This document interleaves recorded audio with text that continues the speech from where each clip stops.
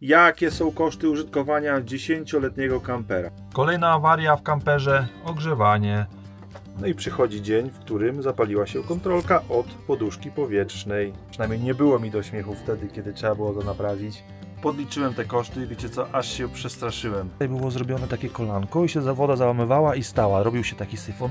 Uważam, że to był najgorszy zakup.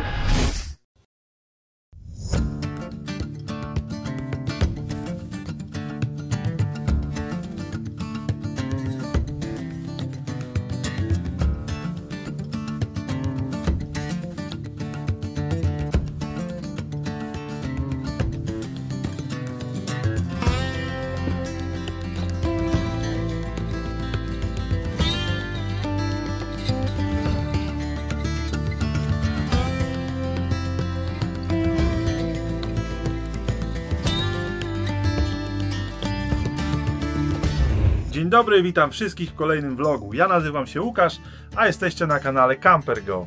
W dzisiejszym vlogu zajmiemy się naszym kamperem.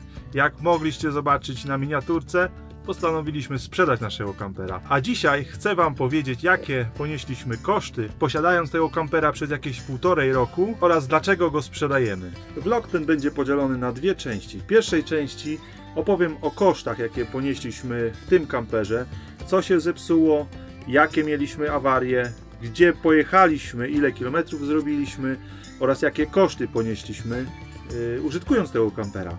W drugiej części powiem wam, dlaczego chcemy sprzedać tego kampera, co nam się nie podoba, jakie są minusy oraz jakie mamy plany na przyszłość. A nagrywam tego vloga tak trochę z ciekawości, też może komuś się przyda ta informacja, jakie są koszty użytkowania 10-letniego kampera. Przedstawię wam tak na szybko, pewnie część z was już zna tego kampera, ale tak na szybko powiem wam, co to jest za auto. Także zostańcie ze mną i zaczynamy. Jest to angielski kamper Eldis Auto Quest z 2014 roku. Kamper posiada 6 miejsc do podróży, także 2 z przodu. Tutaj jest taka ławka z 2 pasami oraz z tej strony również może podróżować 2 osoby. Wszystkie te 6 miejsc posiadają pasy, więc bez problemu można legalnie jechać. Łazienka znajduje się tu.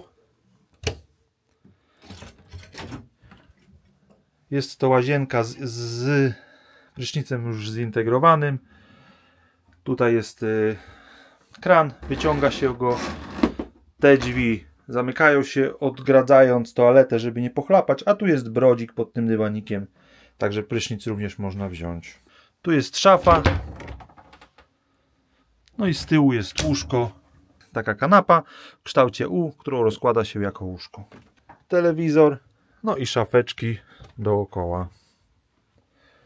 Z przodu znajduje się mikrofala, piekarnik, lodówka, no i to wszystko. Znajduje się również panel solarny o mocy 250 W, regulator Victron, który znajduje się tutaj pod fotelem, oraz klimatyzacja, którą również domontowaliśmy i zaraz o niej powiem troszkę więcej. Przy zakupie tego kampera na liczniku było dokładnie 26 548 km. W tej chwili mamy 50 268 km. Kampera kupiliśmy w marcu 2023. Dzisiaj mamy październik 2024, więc mniej więcej 1,5 roku zrobiliśmy 23 720 km. Część z naszych widzów, większość zdecydowanie wie, że mieszkamy w Wielkiej Brytanii i tutaj w większości podróżujemy, ale mieliśmy też parę wyjazdów za granicę. W pierwszej kolejności odwiedziliśmy Włochy, druga nasza podróż za granicę to była Hiszpania, później jechaliśmy do Szkocji, zrobiliśmy całą trasę NC500, no i teraz w te wakacje byliśmy w Polsce. Mam tutaj wszystkie dokumenty od kampera, wszystkie faktury, także zaczynamy. Powiem wam, jakie były usterki i co, ile kosztowało. A mianowicie, praktycznie zaraz po tym, jak przyprowadziliśmy kampera do domu po zakupie, okazało się, że trzeba zrobić i wymienić chłodnicę, więc kampera zaprowadziliśmy do warsztatu na wymianę oleju, który i tak trzeba było wykonać.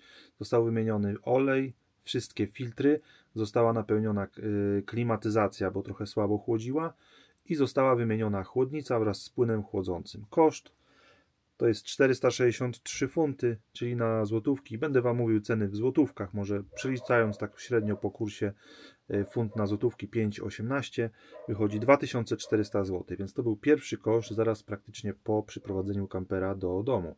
Po tym okazało się, jak kamper był już na przeglądzie, na sprawdzeniu tam na serwisie, że trzeba wymienić tarcze hamulcowe i klocki hamulcowe z przodu. Więc po 2 tygodniach zaprowadziliśmy kampera znowu na wymianę tarcz i klocków hamulcowych. Tarcze i klocki z wymianą przód to jest koszt 280 funtów, więc na kolejne 1450 zł.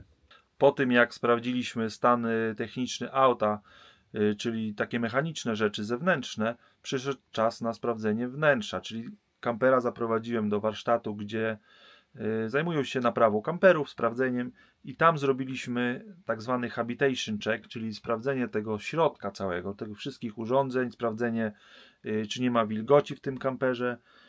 No i to kosztowało 240 funtów. W tej cenie było również naprawa zlewu w łazience, a dokładniej chodzi tutaj o naprawę tych plastików, uszczelnienie.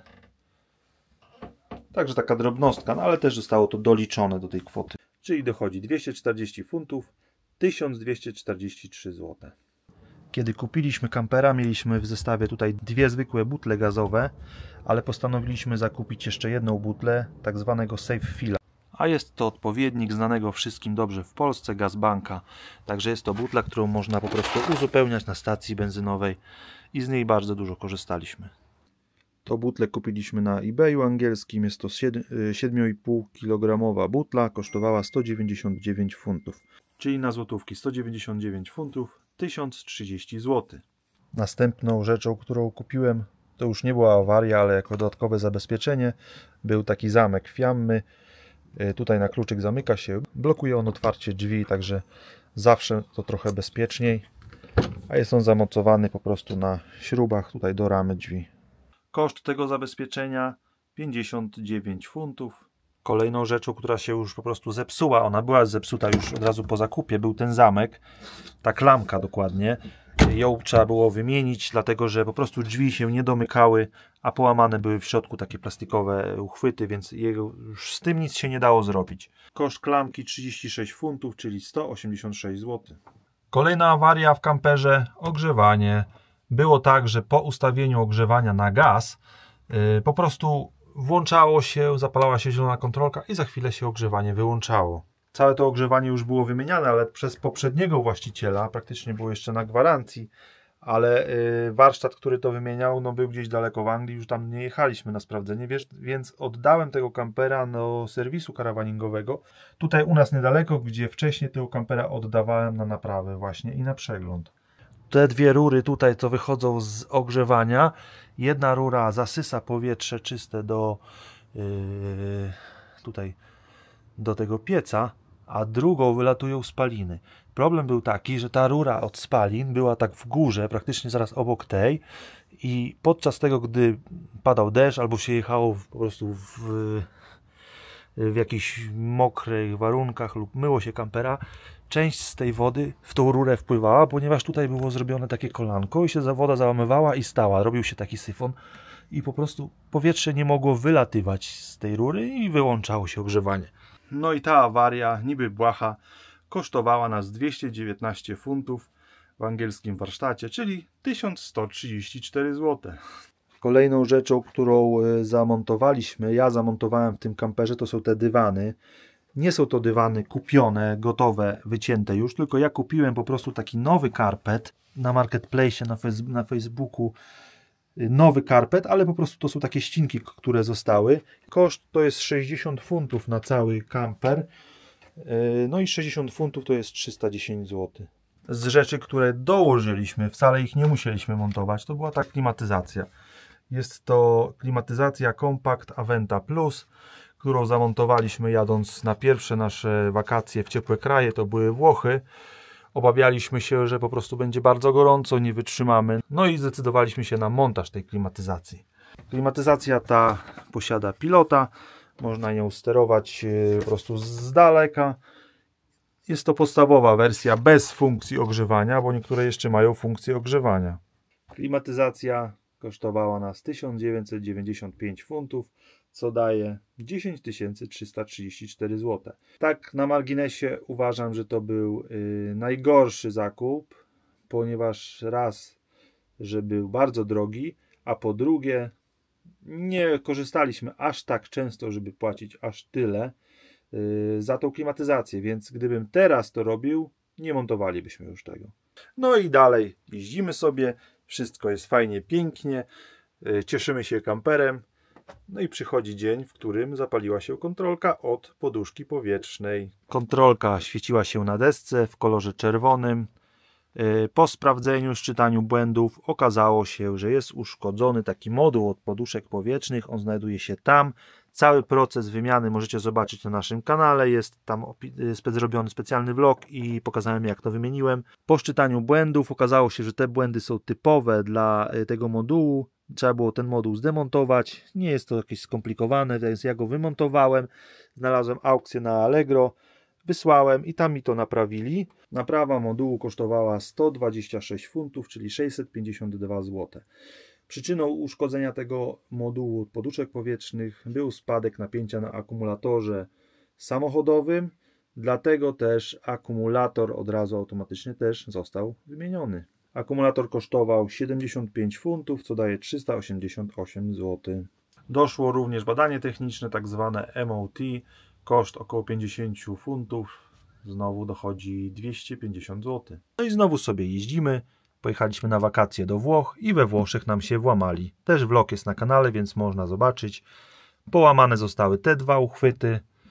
Po przyjechaniu z powrotem do domu trzeba było je zamówić. Dwa uchwyty na angielskim eBayu kosztowały 19,95, co daje 103 zł. Z dodatkowych rzeczy, które usprawniliśmy w kamperze, to jest montaż paneli solarnych. To znaczy jest jeden panel 250 W. Jest regulator firmy Victron.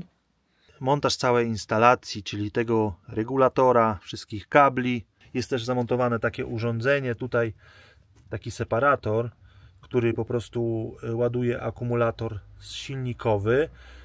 Kiedy akumulator ten już w kamperze jest naładowany wystarczająco, to z solara przez to urządzenie wysłany jest prąd do ładowania akumulatora silnikowego tutaj z przodu. Także solary z całym oprzyrządowaniem, klejami, uchwytami na solar, na panel, to jest około 500 funtów, czyli 2590 zł. Przetwornica kosztowała 77,50, mówię o funtach, czyli na złotówki wychodzi 401 zł. Przetwornica 1000 W, chińska, na eBayu firmy Edekoa. Sprawuje się nawet dobrze, nie narzekamy, wszystko działa prawidłowo. Posiada ona taki pilot, który zamontowałem tutaj. Po włączeniu widzimy stan naładowania akumulatora. W razie tego, gdy jest rozładowany akumulator, tu pojawia się alarm. Tutaj jeszcze zamontowałem takie gniazdko. Też tutaj jest 230 V. Kiedy przetwornica jest włączona, tutaj możemy sobie podłączać urządzenia oraz USB. No i teraz wisienka na torcie. Nie jest to do śmiechu, przynajmniej nie było mi do śmiechu wtedy, kiedy trzeba było to naprawić. A mianowicie damp, czyli wilgoć. Wilgoć była w całym tutaj tyle, w tylnej ścianie. Ściana była miękka. Okazało się, że też część podłogi pod spodem trzeba naprawić, więc sam tego nie umiałem naprawić. Po sprawdzeniu, po rozejrzeniu się wszędzie tutaj w okolicy, który warsztat jak robi, ile bierze, oddaliśmy do jednego z warsztatów i tam zostało to naprawione.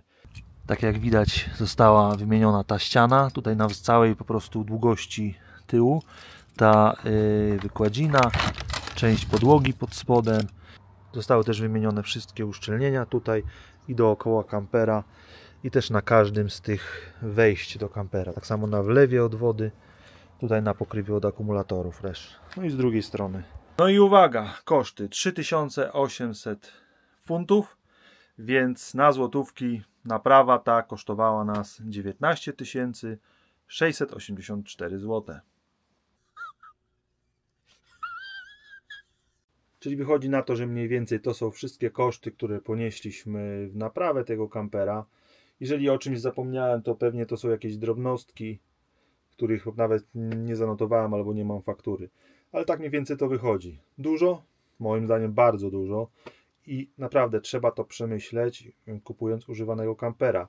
nasz kamper nie jest jakiś stary, bo jest to 2014 rok, 10 lat. Nie wiem, czy dużo, czy mało. Dajcie znać, co wy byście zrobili, jakie są wasze odczucia na ten temat. Podliczyłem te koszty, wiecie co, aż się przestraszyłem. Może powiem w funtach, wyszło 8277 funtów. Wszystkie naprawy i wszystkie dodatkowe akcesoria, które zamontowaliśmy i kupiliśmy w tym kamperze. Dużo? Mało? Bardzo dużo moim zdaniem, aż się nie spodziewałem. Dlatego takie przemyślenia. Czy warto kupić kampera? Czy warto zainwestować te pieniądze?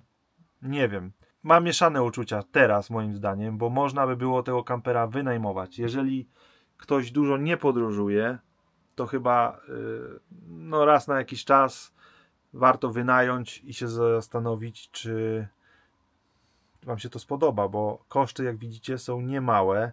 Fakt, że klimatyzacja, którą montowaliśmy, to jest około 10 tysięcy złotych. Był to wydatek, który nie był konieczny. Tak samo panel solarny, też solar kosztował 2,5, prawie 2600, więc też on nie był potrzebny, ale warto go mieć, więc no, takie są koszty tego kampera i tak to wszystko wygląda w liczbach. I tutaj musimy podzielić ten cały koszt na 3 grupy, a mianowicie pierwsza grupa to będzie eksploatacja, druga grupa awarie, które tutaj wystąpiły w naszym kamperze, no i trzecia grupa akcesoria dodatkowe, które zamontowaliśmy. W pierwszej części eksploatacja. W eksploatacji wyszło 4668 zł. W tym jest wymiana olei, filtrów, wymiana klocków, tarcz, napełnienie klimatyzacji, wszystkie rzeczy związane z eksploatacją, które i tak trzeba by było zrobić. Druga rzecz, awarie. Do awarii zaliczam chłodnicę silnikową, kontrolkę poduszki powietrznej, no i największy koszt jaki jest, to po prostu naprawa tej wilgoci. Tutaj ten koszt to jest największy, bo jest 23 857 zł, ale 19 684 w tym to jest naprawa wilgoci, czyli naprawa tylnej ściany. Trzecia grupa akcesoria dodatkowe, czyli klimatyzacja zamontowana z tyłu na kamperze, panele solarne, butla SafeFill, 14 355 zł. A teraz przechodzę do drugiej części tego vloga i chciałbym wam powiedzieć, co jest z tym kamperem, dlaczego chcemy go sprzedać i co nam w nim nie pasuje. Pierwszą, najważniejszą rzeczą, bez której już teraz wiemy, że nie możemy się obejść, jest bagażnik. My, tak jak widzicie, tutaj mamy kanapy tak w kształcie U i bagażnik jest pod spodem. Nie jest to dużo miejsca, bo tutaj praktycznie tylko pod kanapą jest to dosyć płytki bagażnik. Tutaj pod spodem też jest miejsce na trzymanie różnych rzeczy. No i z tej strony. I to jest praktycznie wszystko. Więc tutaj też odchodzi jeszcze tam taka zabudowa od butli gazowych, więc tego bagażnika tutaj nie ma praktycznie wcale po prawej stronie. Fakt, że jest dużo szafek. Jest szafa. No i tutaj też są szafki. Także to jest pierwsza rzecz, która nam w tym kamperze nie pasuje. Drugą bardzo ważną rzeczą, prysznic. Nasz prysznic nie jest jeszcze taki najgorszy, bo mamy tutaj te drzwi, które po prostu odpinamy z tej strony i z tej.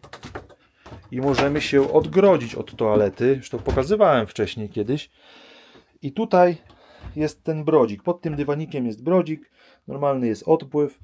I możemy się wykąpać. Ale po wzięciu takiego prysznica to wszystko po pierwsze jest zaparowane, mokre. Trzeba wszystko wycierać. Tak samo woda leci na te drzwi. No nie jest to praktyczne. Od czasu do czasu można skorzystać, oczywiście. Nawet korzystaliśmy parę razy, ale nie jest to wygodne. Plusem jest to, że nie zaleje się tutaj toalety, ale tutaj wszystko jest mokre.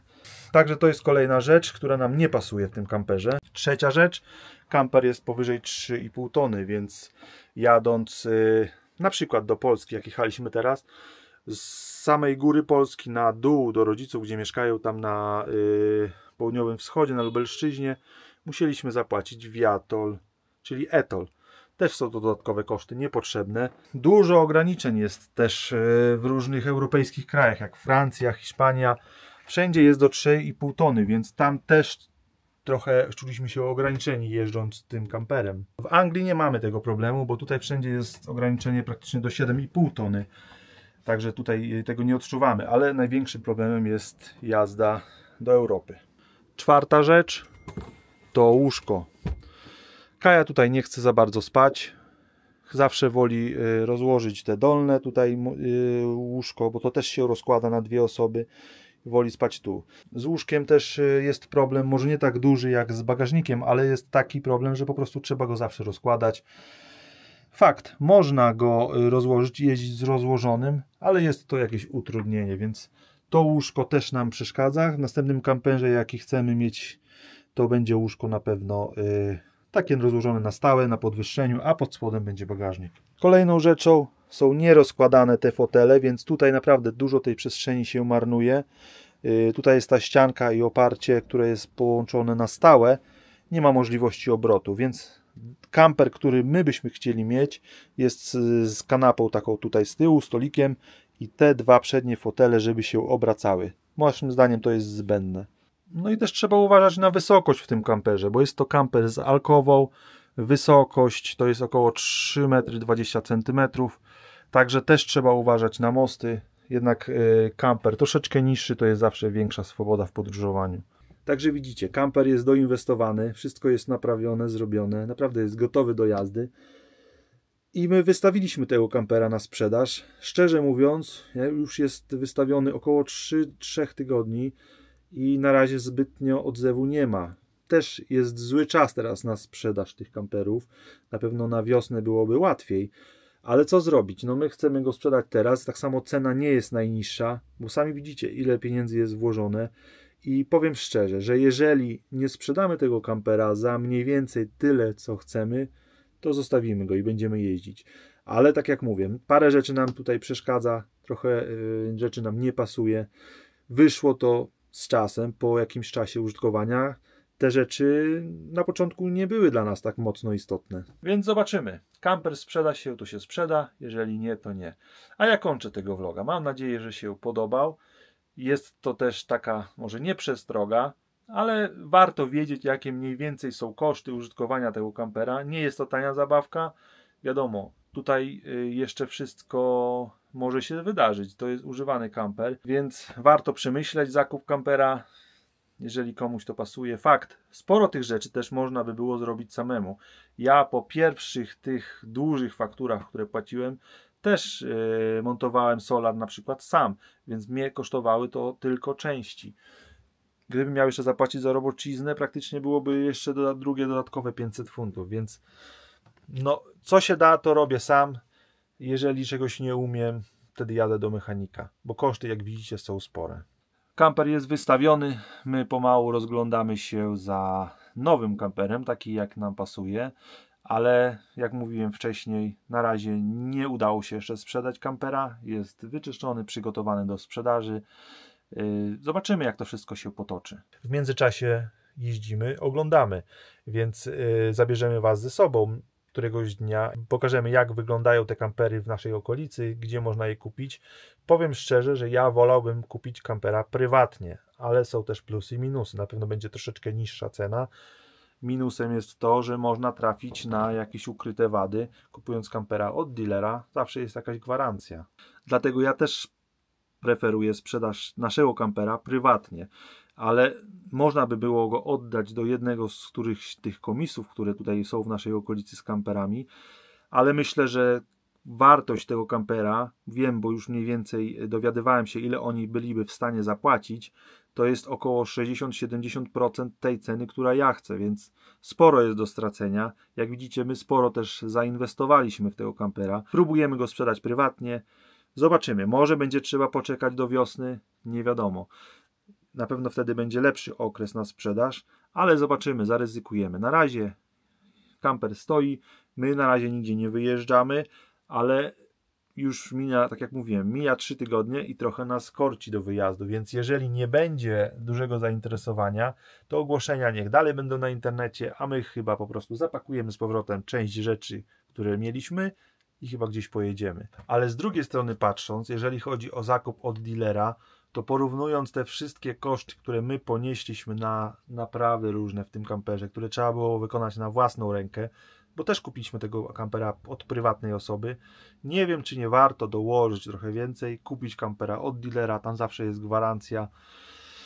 No i nie martwić się o te wszystkie rzeczy. Myślę, że w przeciągu pierwszego roku większość usterek, które miałyby wyjść, które są w kamperze, wyjdą, a zazwyczaj gwarancja od dealera jest na rok. Także dajcie znać, co wy myślicie na ten temat. Moi drodzy, czyli ja się z wami żegnam. To tyle w dzisiejszym vlogu. Mam nadzieję, że wam się podobał. Dajcie znać, jeżeli macie jakieś pytania. Jeżeli nie, to bardzo dziękuję za uwagę. Napiszcie jakiś komentarz, dajcie łapkę, to nam bardzo pomoże. Troszeczkę popchnąć ten film dalej w eter. A ja żegnam was serdecznie, pozdrawiam wszystkich i widzimy się w następnym vlogu. Cześć!